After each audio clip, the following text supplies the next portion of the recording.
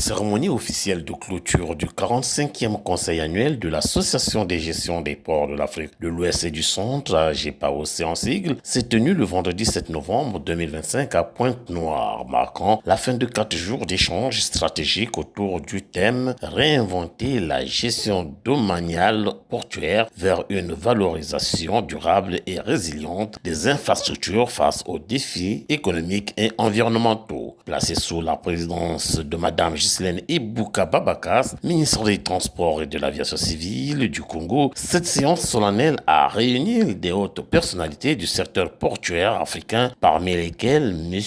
Aboubakar Dancho, président de la GPAOC et directeur général du Nigerian Sport Authority, M. Séraphin Bala, directeur général du port autonome de Pointe-Noire, Papen, ainsi que M. Jean-Marie Kofi, secrétaire général de l'AGPAOC, en présence de nombreux autres dirigeants et experts portuaires du continent. Engagé de longue date dans la dynamique de coopération régionale, le port d'Abidjan s'est une fois de plus distingué par la qualité de sa participation. Conduite par son directeur général, M. Yen Yakoubassier, la délégation du port a activement contribué aux travaux et aux échanges d'expériences portant sur 3 enjeux majeurs: la valorisation stratégique du domaine portuaire, la gouvernance foncière et l'optimisation des espaces, et la digitalisation des processus logistiques et domaniaux. Les contributions du port d'Abidjan ont nourri les réflexions du conseil annuel et ont été intégrées au rapport de synthèse finale adopté lors de la séance de clôture. Au terme des travaux, les rapports des comités techniques et des réseaux spécialisés ont été présentés et approuvés, de même que le rapport de session de la 20e réunion des directeurs généraux. Ce dernier document, particulièrement structurant, définit plusieurs axes d'action prioritaires destinés à renforcer la performance et la durabilité des ports africains. Il prévoit notamment la mise en place des schémas directeurs domaniaux à l'horizon de 5, 10, 15 ou 20 ans, la création d'observatoires